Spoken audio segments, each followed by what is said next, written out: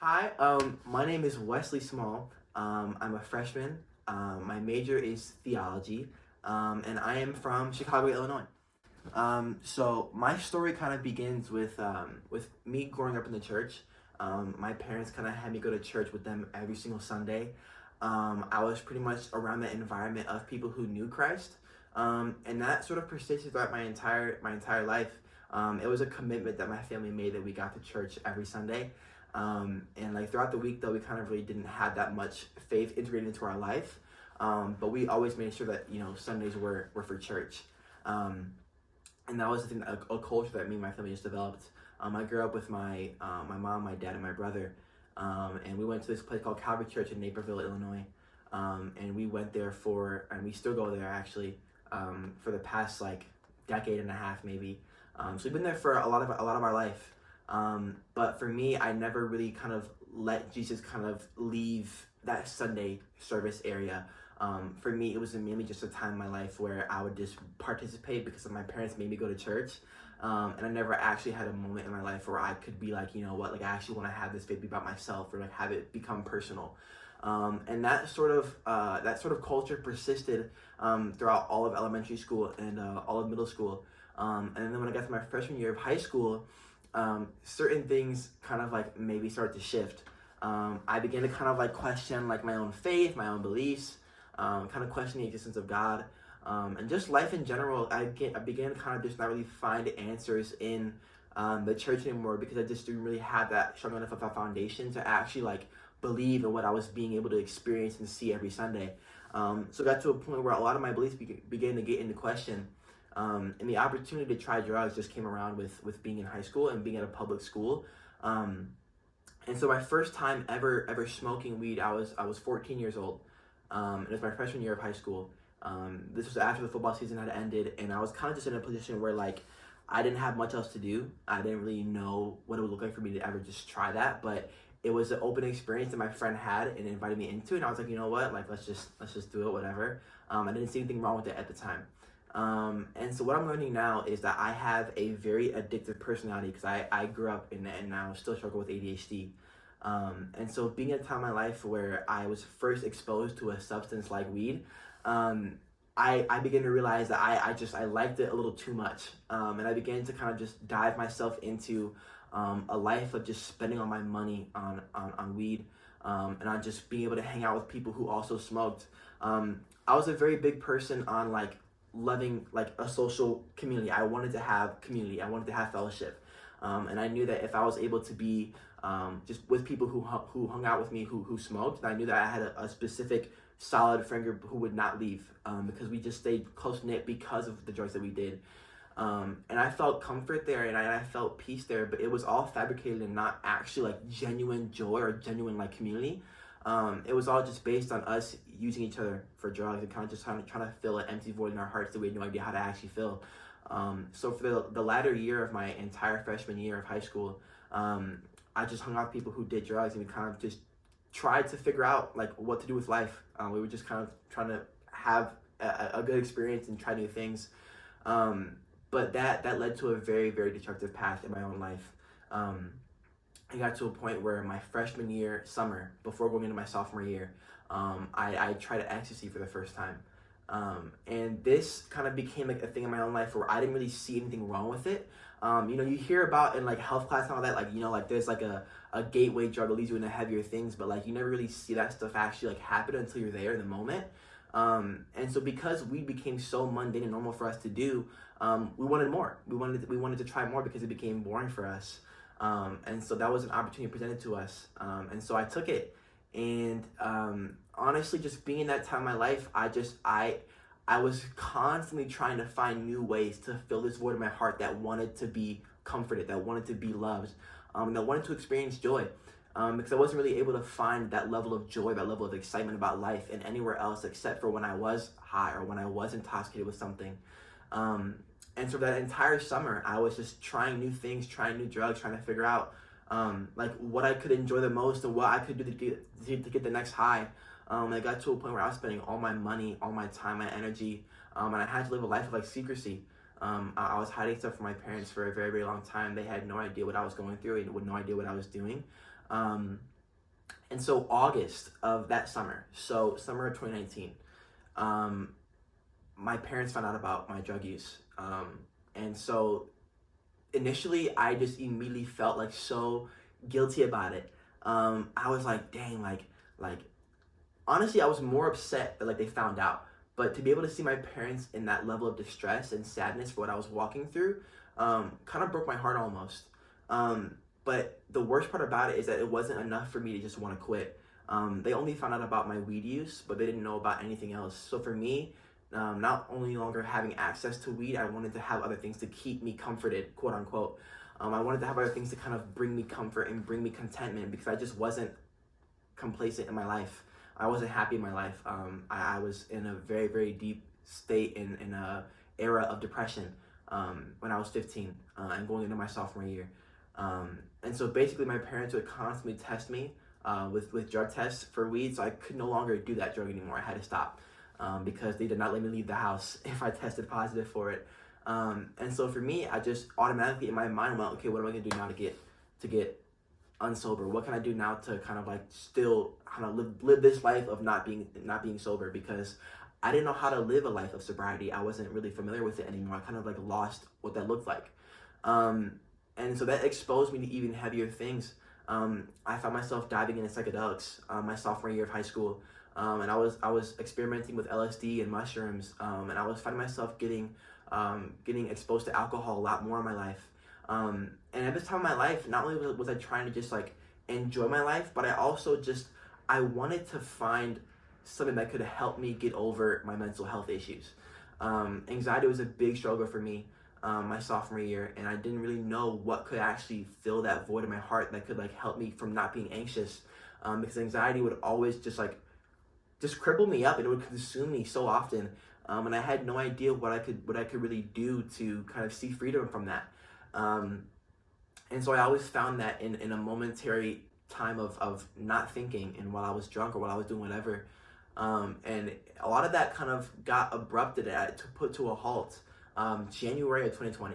So this month of 2020, there was a retreat that my church does, my home church, that I grew up in my whole entire life, and it was called Breakaway. And so all my friends agreed to go just to hang out. It was just another place we could go to have fun and have a good time at. We didn't really want to have anything to do with the whole aspect of actually kind of like pursuing the Lord. It was just to have fun. And so when we got to this retreat, every time there was worship or a sermon, I was just on my phone, scrolling through Instagram, doing whatever, just distracting myself. Because I told myself before that I didn't really see any purpose or truth in Christianity, so I didn't want much to do with it. But the last night of this retreat, I lost my phone. And so I couldn't go on it during worship any longer.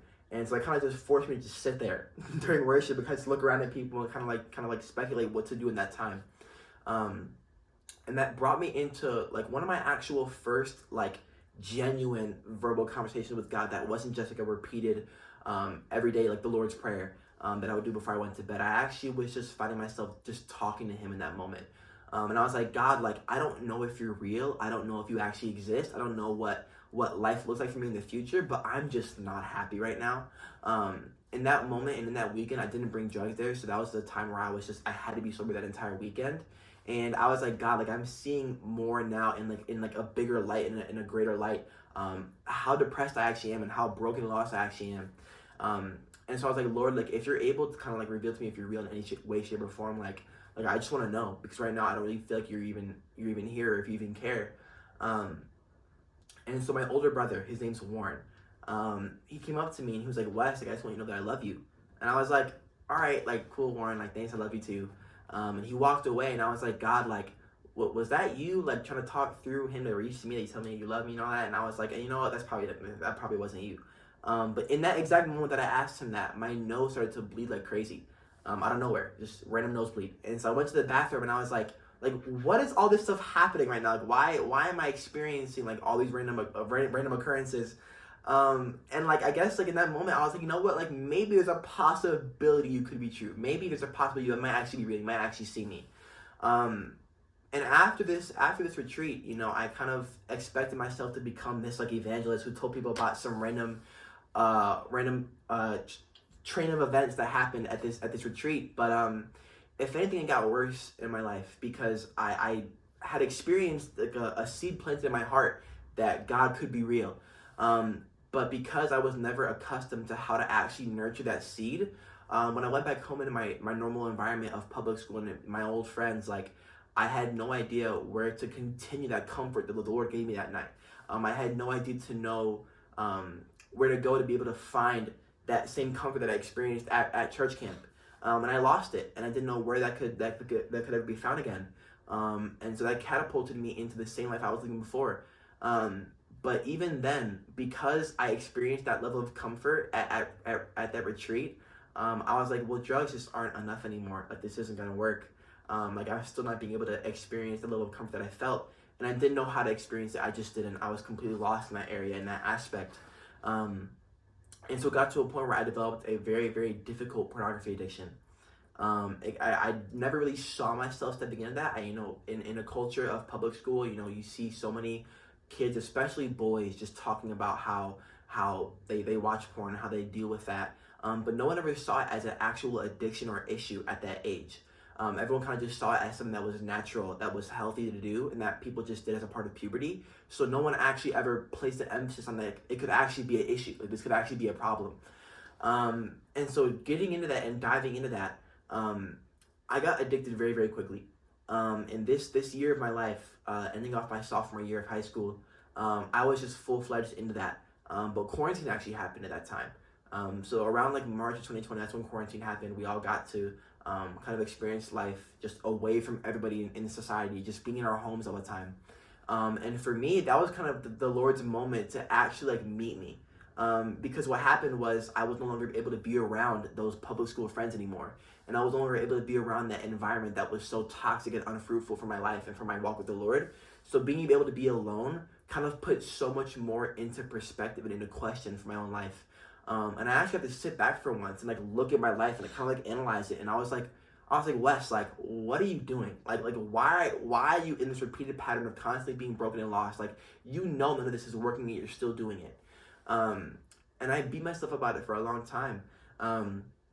And it got to a point where I was like, God, like, I remember what happened at that retreat in January. Like, I need to know if you actually still see me right now, because nothing is working. Absolutely nothing is working. And this became a gradual process of me just praying and talking to him every single night, for the first time, actually. And not just kind of like I said before, in that aspect of like routine prayers that you would always recite in church, but like actually just conversing with him as a regular person, as I would with my friends or my family members. And so being able to talk to him in that way, it was a new experience for me, but a really, really good one. And I remember just constantly feeling at peace when I was in his presence talking to him. And I didn't know why, but I just liked it. So I kept it going and I kept it going. And in that time of my life, I was still doing drugs. But the really, really cool part about it is that the more that I would do it, the more I would feel so much resentment for those substances. I would always find myself doing them, but never really feeling any regret or any guilt after doing them. But for the first time, I began to just hate it. I would end up getting sober and being like, that was terrible. Like, I didn't even, why did I do that? And like, I know now that was the Spirit convicting me. But in that time, I was just like, why do I hate this stuff now? And I had such a desire to just like look at it, and I was like, this is disgusting. Like genuinely, what am I doing? And it got to a point where I was like, God, like, I don't want to live like that anymore. And I was like, I don't know why I don't, but I just don't want to live this way anymore. And I began to talk to him, and I was like, God, like, I have no idea how to get out of this habit of drugs and porn, but if you help me get out of this, like, I will follow you and I will serve you. And so I began to gradually try to quit. But in this season, my parents had only known about my weed use back in my freshman year, so I was too scared to tell them there was actually more to what was happening in my life. I was scared to tell them there was actually a bigger issue going on. And so I was like, God, like, I can't tell my parents this, or else I'll end up in rehab. Like, I just can't go down that path. So I was like, I need you to help me right now, and I need you to actually show up for me, or else I'm just like, I'm pretty much done. And because of my depression, I got into such a deep point in my life, suicidal thoughts became so much more prevalent in my head, and contemplating it just became more of a reality for me, which is so sad looking back at it. But in this time of my life, the more that I began to talk to him, I began to experience just a gradual shift of desire for what I actually wanted for myself. And the more I began to talk to him, the more I began to actually experience his love and his knowledge that like I'm his son, I'm his child, and that he actually cares for me and sees me and knows me and loves me.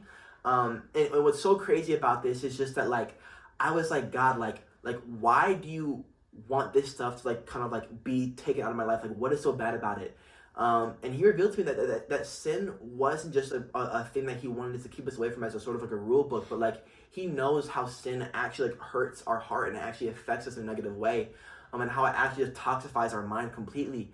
And so for me, I was like, you know what, like God, like I want to live differently. Like I genuinely just want to see a difference or a shift in my heart, because right now I'm not really like where I'm at in life.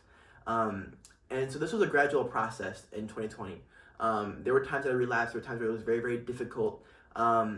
But God, but God, because on October 24th, 2020, I'd actually gotten out of my LSD trip, and I was like, Lord, like that was my last time ever doing anything.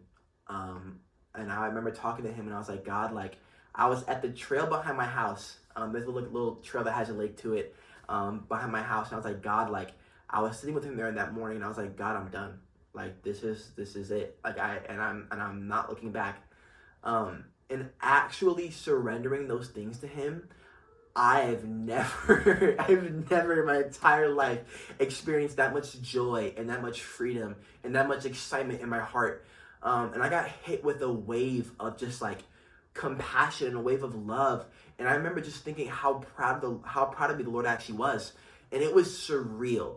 Like it was so much better than any substance I'd ever tried, or any high, or any video I'd ever watched. Like this was so much better. And it was so crazy how that actually happened. But the moment that I actually crucified myself and I actually gave up my life for the Lord, he hit me with so much freedom. And it's by his Spirit that I was able to actually put those things away. Because prior to Christianity, I looked at the Bible, and I looked at all these things as just more of like a rule book, or like a list of things you have to actually follow before you can actually, come to Christ. But now that I've actually received the living, breathing Spirit, you actually then begin to realize that the Bible is more just like a guidebook to help us and kind of lead us in the direction of living a life that actually is so much better. Like that genuinely is so much better. And if I could watch this video of myself, if I was back, being 14 or 15, I would be full on laughing at myself, because I'd be like, that's BS. That's not real. That can't be real. And that's what's so crazy about it, because I did not expect to be here. I really didn't. And the fact that I'm here now is so surreal to me. But I've been sober since. It's been 27 months now. I'm coming up on 28 in the next 2 weeks. And I praise and thank God for that every single day, because I would never go back. Sobriety is not just a thing for me, it's a thing for absolutely everybody. Because the Lord wants to reveal to you that he's so much better than that drug. He's so much better than that pornography addiction. He's so much better than it. But if we never actually allow him to show that to us, we won't actually ever be able to experience it. And the beauty is that God is a gentleman. He will not force himself upon your life. He will not force himself into your life. He wants you to talk to him. He wants you to kind of meet him where he's at, and look, I've been chasing you your entire life, but if you don't look at my direction, I won't force you to look at me. And that's so beautiful about what he does, because he gave us that option as our free will. He gave us that choice. But genuinely choosing him with that choice was literally by far the best decision I ever made in my entire life. And I'm so grateful for his redeeming love and mercy, because I didn't deserve it. And I constantly defied him my entire life, when I went against him. There were so many moments in my life where I would kind of come to slight realization that he was real. And to be vulnerable with you guys, what I mean by that is that I would have times where I would be like, God, if you don't give me what I want right now, I'm gonna go smoke. And it's so hard to even say that right now, but I would just do things to defy him, because I didn't think he loved me. I didn't think he actually cared or actually wanted to be a part of my life. I just kind of had the mindset that he wanted me to just follow all these rules so I don't burn, and that was not the case at all. And it's so sad to say all that stuff now, but I'm talking about a dead person. That person's not alive anymore. You know what I mean? And that's what's so crazy about who Christ is. Because when you actually get washed by the blood, you become a new creation. And the beauty of that new creation is that all that stuff in your past is put to death. It got nailed to the cross with Christ. And when we get to partner with him, not only in that crucifixion, in that death, but when we get to partner with him in that resurrection, the glory is that much better, because you begin to see your life come in a full 360 of like, wow, like there's a different way to actually live this thing called life. There's actually so much more purpose to this life than just, looking for momentary pleasures in the world and in hookups or in drugs. And you begin to find out that Jesus is genuinely so much better. And so I got hit with a wave of just new emotions, new experiences, new freedom, going into my junior year of high school. And in that moment of my life, I really, really became on fire for Jesus. The entirety of my high school experience then on kind of just came about me wanting to spread and just show God's joy and his love and his freedom, because I just wanted to tell everybody. I was like, guys, like all my friends who have been living with me, I was like, guys, like God's actually real. Like he actually exists, and like he actually wants to give you the same freedom he gave me. And what was so sad about it is that all my friends like, you know what, Wes, like that's really cool, bro, but just like we really feel like that was just you wanted to better your life. We don't really think that God actually had a say in that or had a part in that, or had his hand in that. But what's so crazy is that I had no position. I was in no position of strength or authority to overcome my porn or overcome my drugs, period. I was near full-blown addiction with both those things. And to not have any form or sort of help or assistance from any human or any world practice made me realize that like the spirit is actually real and living. Because there was no way I could have actually overcome this stuff on my own. Genuinely, truly. I was alone during quarantine. I had no one there to help me. I had no Christian friends either, because I wasn't going to church. So all my friends were still living for the world. And I had nowhere to actually go to really see or experience that level of fellowship that could push me towards the throne. That entirety of quarantine, my sophomore and junior year, was just me and the Lord just chilling, talking and hanging out. And him just kind of like just walking through life with me. And he showed me, he was like, Wes, like I want to walk through life with you. And I really feel his love right now. It's so crazy. Thank you, God. But but like literally, like he showed me that he wants to walk through life with me. That he doesn't want to just like kind of like look from above in heaven and kind of watch me like suffer and have a hard time. Like he wants to actually come down here with me and walk alongside me, and kind of just help and lead me and guide me and support me and nurture me. And to be where I'm at now, my senior year of high school, I had a plan to go into the Air Force. I didn't really see myself kind of being anything in ministry. My heart was set on being in the Air Force, and kind of going into that. And then I also wanted to become a psychologist, be a therapist, all these other things I had in my heart. But the Lord didn't want that for me. And I didn't really realize or know that until the end of my senior year of high school, when he began to put on my heart that he actually wanted me to go into ministry, and that he wanted me to use my voice to expand his kingdom and do whatever I could as a vessel. And so that looked like for me going like, you know what, like I'm going to look for places that could actually offer me that. And so I found Vanguard. And I saw their theology program and I saw what they had to offer. And I was like, you know what, I'll apply and I'll see what happens. And I got in and I just saw that as an open door. And God was like, you know what, like if you can walk through there, I will be with you in that. And I will partner with you in that. But he made it clear that he was like, Wes, like I want you to be a pastor. And that was so hard for me because I grew up with a very, very bad stuttering problem. And I always spoke very, very quickly and very, very fast. And people always have to be like, Wes, like, what did you just say? Like, I did not understand a single word. And like, that made me feel so nervous about the idea of public speaking. And I actually like trying to lead a congregation of people with my voice, because I was like, God, like, my voice isn't of any use or any benefit. Like, I can't even speak correctly. And he showed me now, and it kind of brought to realization of that one verse in 1 Corinthians that talks about the idea that Paul was saying, I now boast in my weaknesses, because the Lord's strength is now made perfect in them. And so for me, it's like, now that I'm here, I'm like, God, like, he wants to show people around me just how perfect his strength can be made in any area of our life that we think is weak. And it's kind of like brought into me a deeper realization that I should now boast that I'm weak, because now that gives the Lord a greater opportunity to exert his strength and his love through me and through my heart, and to be a testimony of that.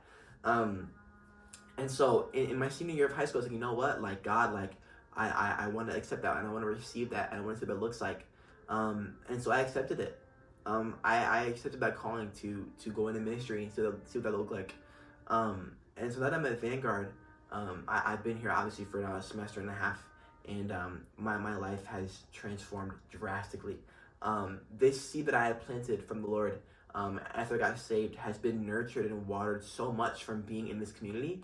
I loved my home church with all my heart, and I think they were able to kind of catapult me into being where I'm at now. But this community has been unlike anything I've actually ever experienced. These people love so fearlessly, and they love the Lord so with so much passion, with so much zeal. And to be in that atmosphere has truly had kind of given me the opportunity to experience like a new form of community and fellowship that can actually push me towards his throne at such a fast rate. I almost feel like I'm being shoved right now toward the throne of God, but in a good way, and I actually love it. Because these people are always just so prepared to pray for me, to encourage me, to love on me, to affirm things about me.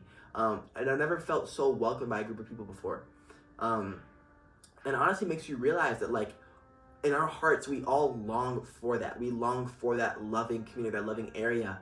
And when you actually look at it in full circle, we can't know love if we don't know God. Because we learn that God is love and he's the very essence of love.